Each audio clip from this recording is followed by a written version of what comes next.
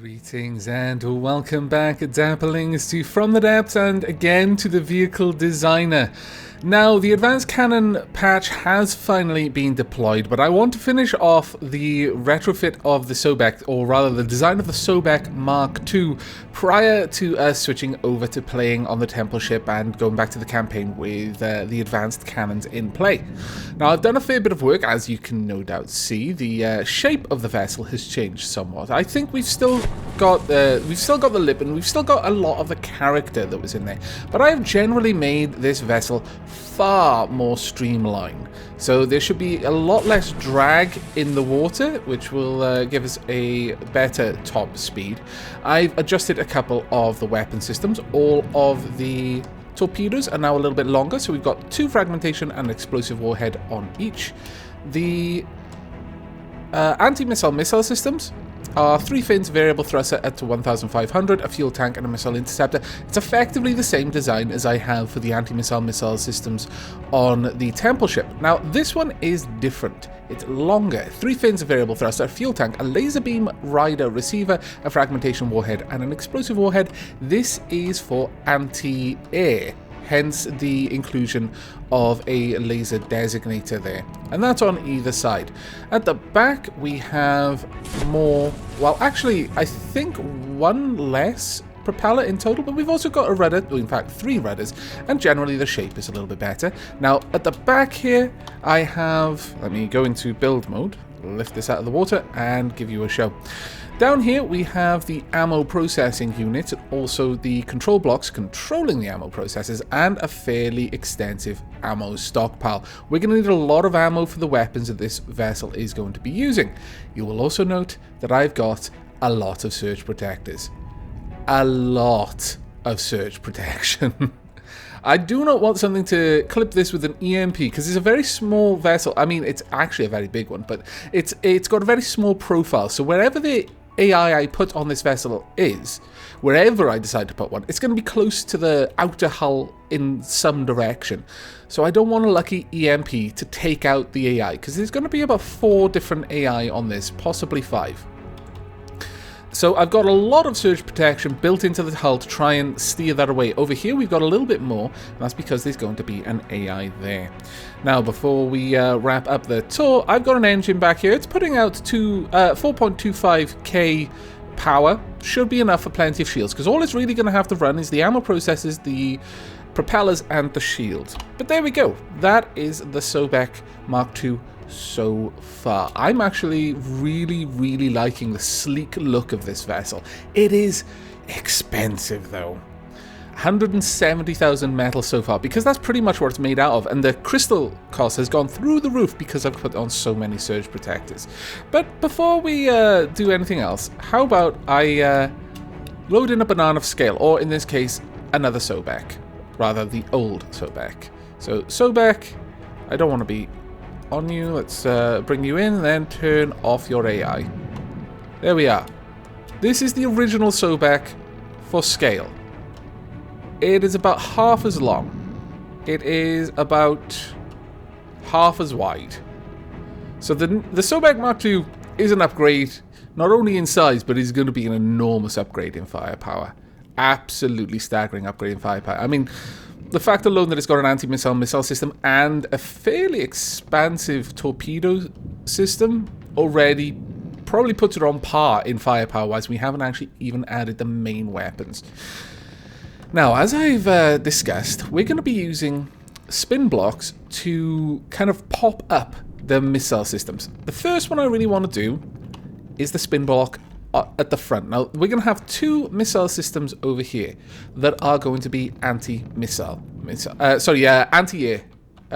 missile systems. Now, the way I'm going to have to set this up, I'm thinking we would want something about here. Actually, 1, 2, 3, 4. Space 1, 2, 3, 4 space. So if we have it, the missile systems coming back from there. There we are. 1, 2, 3, 4. There we go. Right, this is going to have to be where we build this in. If I take that away, unfortunately, it is going to mess that up a little bit. We'll have to live with that, I'm afraid. Now we place that in there, build that out. Now we want the spin block about here, I think. We'll go with a precision spin block, of course. Tip that on its side, pointing forward, and boom, there we go. Now, this spin block is going to attach immediately to, let's see, we want missile torpedoes, we want missile launch pads at this point.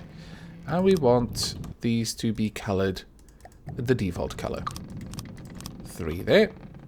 Now, down here, we will then want, if we go back to missile launch pads, we want the missile blocks.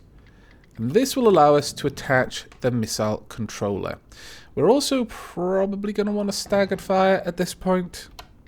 So we'll have a staggered fire there, set to 3. A missile controller here, pointing straight. Ooh, can we not have this point straight forward? That is going to be a bit of a pain. A bit of a pain. However, we may be able to get past it by building the AI first. We go to local weapon controller. Can we not? Let's see. We can place it there, and that's fine, because once that's built, the missile controller can be kind of set against that. All it needs to do is be able to point back into there. Now, we want this one to be attached to missile control group 4 and have no limit on firing. Actually, oops, it seems we may be going backwards, because I've been at the seat. I've got the vehicle controls. This vehicle is actually pretty nippy. I'm really, really pleased with how fast it can move. Now, I believe, there we go. We want to make sure this is control group 4. Because this one, the actual anti-air missiles need to be on a different control group. I don't want them firing at the same time as my regular anti-missile missiles. My anti-air missiles need to be a completely different weapon. Control group 1 is the primary weapon system, the cruise missiles. Control group 2, my torpedoes. Control group 3 is my anti-missile missiles. And control group 4 is the anti-air missile system. Now, with this, I'm going to say there shouldn't really be a limit, because it's only, well, actually, these ones might need a limit. I might need to say you're only allowed to engage if the enemy is within 800 blocks on these specifically, because, there we go. We also want altitude to engage minimum to be 0. Don't want it engaging things on the ground, really. If it can or has to engage an aircraft, a ship, that's fine, but I don't want it to engage subs. This one as well we need to adjust. Now, the reason why I need to adjust these ones, but I didn't need, oops, I didn't need to adjust the torpedoes or anything else, is because they will only be engaging, the AI for engaging targets is only really going to turn on when there's something in range, or at least with the anti-missile missiles. The torpedoes, I believe, have a maximum range of 1,200 set to them. Minimum altitude of 0, but I will double check that. And I also need to make sure that this is back on channel 4. There we go. You know what would be easier? If I wasn't trying to do all of this whilst editing a specific spin block, because my controls for which direction I was facing were all messed up. And that is looking the right way. Nope. There we go. Can I get the control block, please? Ah, there we go. Nope, that is not what I want. There we go. Minimum range, 800. Sorry, no minimum range, rather. Maximum range should be 800, though. Which we were actually fairly close to. Also, minimum altitude of 0. There we are. Right, let me just quickly double check the torpedo system. Make sure that's all set up correctly. Torpedo system should have its control block about there. Come on. There, that'll do. Oh, gotcha. Oh no, the control block for the torpedo system hasn't actually been set up with a minimum range. I'll do that off camera. I won't bother doing that on camera for now. That will be monkey work, because I'm going to have to replace it on a lot of different systems. But this should have an 800 and a minimum of 0. Good. And then we are going to want to make sure we're editing this turret. Spin box. I love you and I hate you at the same time. You are so annoying. Wireless receiver. There we go. Right, as for the... If we can find the missile blocks, we need to make sure that these are the right way up. Yes, perfect. At this point then, we want a mirror line. That is not the right type of mirror line. Nope. Mirror line there then? Mirror line there. The issue... Ah, there we go. There we go. That's all we need is 4 of those. And simply put, we want a... Let's see... 3 fins. A variable thruster. Set to 1500, no ramp time.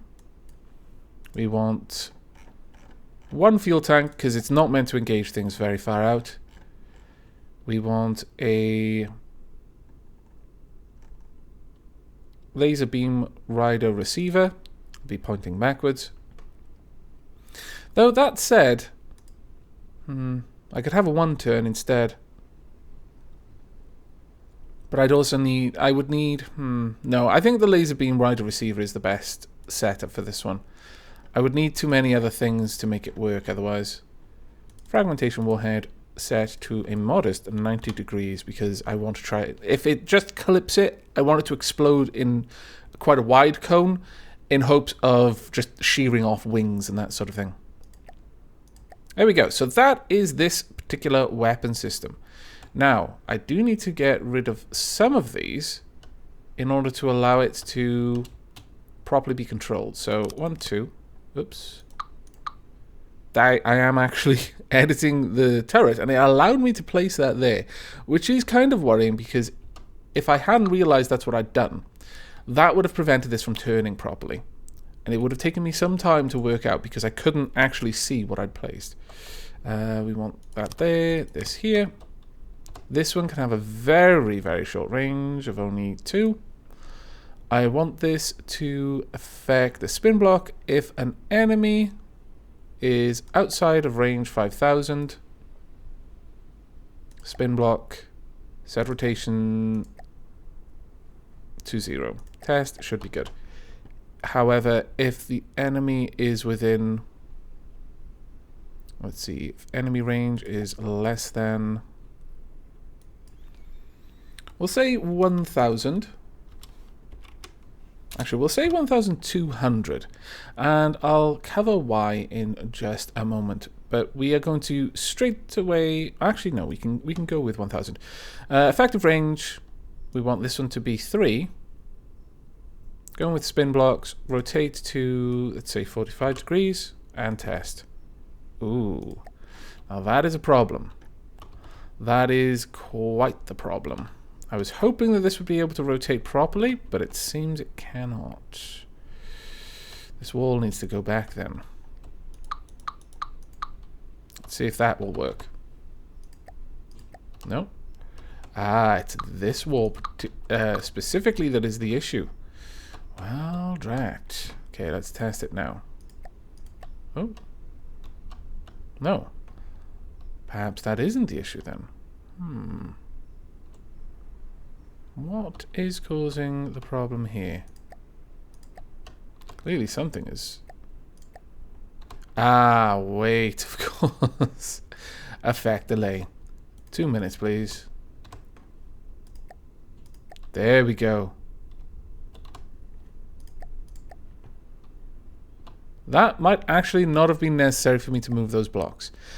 We'll give it a quick test, see if that is the case by placing these back. I wouldn't be too terribly surprised if that were the case, though. We'll just reduce that all the way back down. Test. Now all the way back up. Okay, it can tip up fine. Bring it back down. And the final test would be if we add in the metal blocks. Because ultimately, I prefer to have compartments for my constructs so that there's independent areas of buoyancy.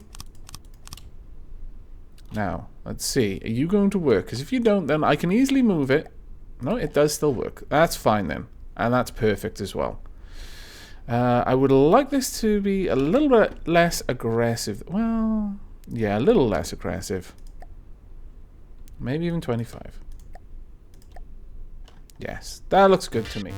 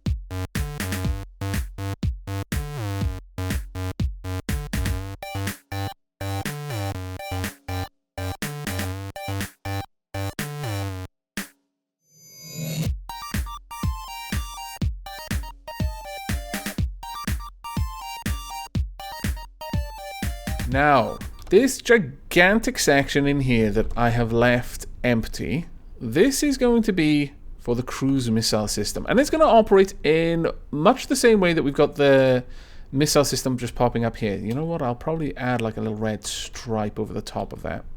Or I might just leave that be black and have the red stripes over the cruise missiles, because they're the more powerful weapon system.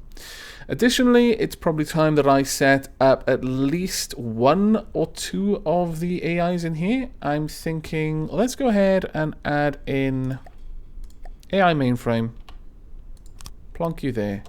You will be actually, I just kind of like to have the AIs be a kind of a brighter color. We are also going to want, given that this is going to be controlling... Oh, I didn't actually place in the beam designators on there. But given that this will be controlling things that'll have a designator, I can go ahead and add in, once I've actually added in this, some target aim point selection. So left and right, up there. Then we're going to want aim point selection. I don't want these colored though. There. And of course, take away the mirror line. Target prioritization on the other side as well. So there we go. This one shall be controlling all of our anti-air missiles. Set value per AI, per weapon. Per range, neutral. I don't want it to really be prioritizing anything over that. Speed, a little bit higher. The faster it is, try and take it out more aggressively. Also per altitude, higher up it is, the more juicy of a target. There we are. I like that. Now, because these weapon systems are only going to arm once an enemy is within range, I do need some control blocks here to control that. So, automated control blocks. Let's drop you down. One on each side. Activate when enemy in range of 800. AI mainframe, range of 2. Turn on.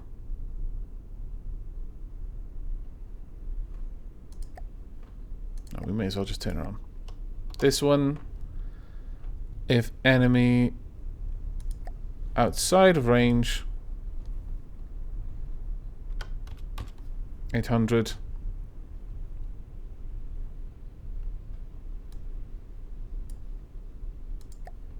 Turn off. Should see that that one is turned off right now. Okay, so I really actually like the idea of naming the AIs that we've started to do in the temple ship. So let's go ahead, get a miscellaneous, a signpost. So rotate it around. We'll actually have a little signpost in here.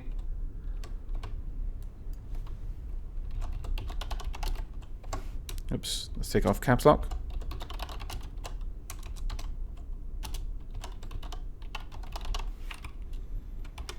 Unfortunately, there's no word wrap.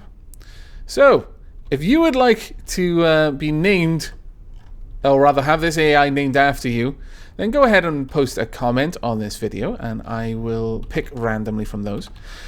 But we do need to address the issue that I've got over here, which is that these, despite needing this, I have not built in a designator, and that is a massive, massive issue. So much so, in fact, that I'm probably going to have to sacrifice one of the missiles for it. That is a pain beyond measure.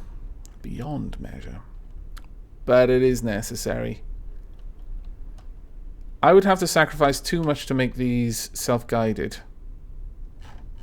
That said, when they're tipped up, they're not going to be able to easily see things right in front of them. You know what we could do instead? I could just sacrifice a 1 turn there and then put in a... See, for fast-moving planes, I don't really want this to have limited guidance. So without like a prediction. But at the same time... No, I think it would be safer for me to add that in, keep it as was, and then just lose one of the missiles. So it is a shame, but so the only thing I can really do to make sure that we can actually hit things. So hopefully everyone can learn to forgive me in time. There we go. And on top we will have a black laser emitter. There we go. So now we just need to do exactly the same over here.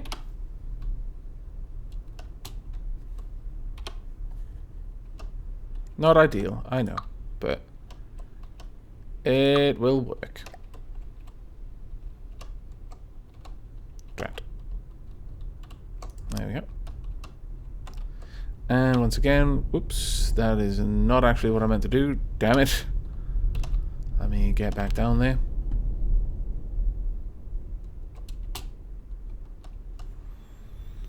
Okay, let's edit this turret.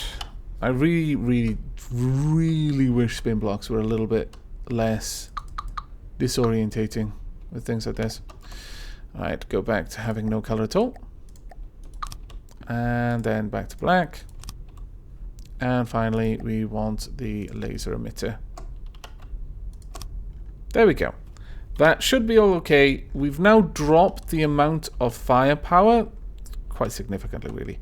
Actually, thinking about it, we could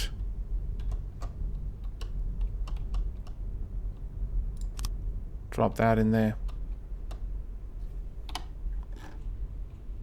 Make it look a little nicer.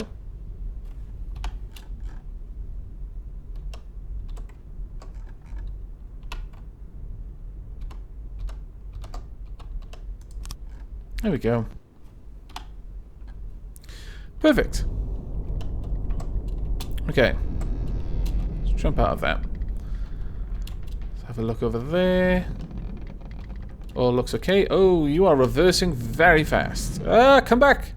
I can barely keep up. I can barely walk along this thing. It's moving that fast in reverse. I'll just quickly show you the full speed. Actually, I need to get over to the seat in order to do that. Okay. There we go. Full speed ahead. And get up just beyond 20. It'll eventually start to dive a little bit, but right now the only place that has any buoyancy is the front, so that's actually helping it with that.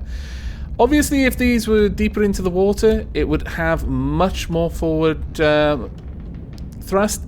But it's hitting around 20 as is, so I'm not in a great rush to improve that. It's already probably one of my fastest vessels.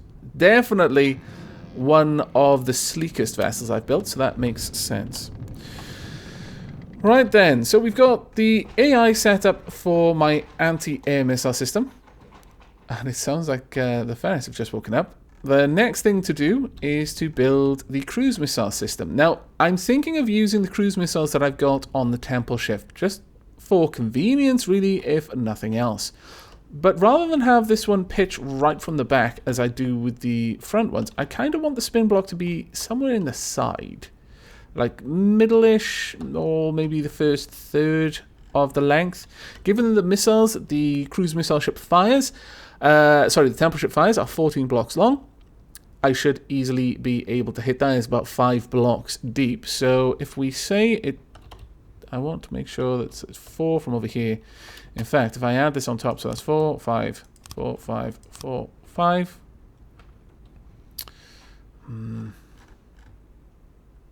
Let's drag it back a little bit more. Okay, there's our measuring stick, if you like. I'm going to put the spin block about here. Now, what I'm thinking is, if we have 1, 2, 3, 6 cruise missiles, I think that's going to be enough. Honestly, I don't think we need more than 6. We're going to want to sink this into one of the walls, though. We will grab light blocks, dark color. There we go. Now, once again, new object, spin block, precision spin block. Unfortunately, pitched on its side. Dunk. Alright, there we go. So this is moving forward for us. However, thinking about it, the way we're going to set these up, I'm wondering if we're going to need some sort of brace, because I can't just attach to a missile block.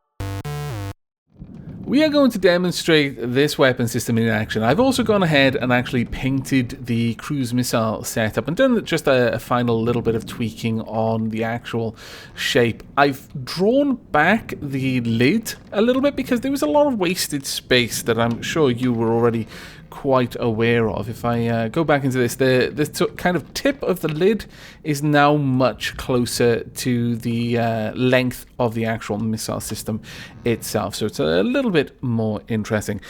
Now, for the sake of this, again, with my feeling on using combat testing in the vehicle designer, we will simply be loading in a very distant enemy drone. Has no weapon systems. It's literally just a little targeting test drone. In fact, this is one that's on my side that I was dropping down just to check the distances. Here we are. Give you a quick glance at what it is. It is literally just an AI with 4 balloons. That is all it is.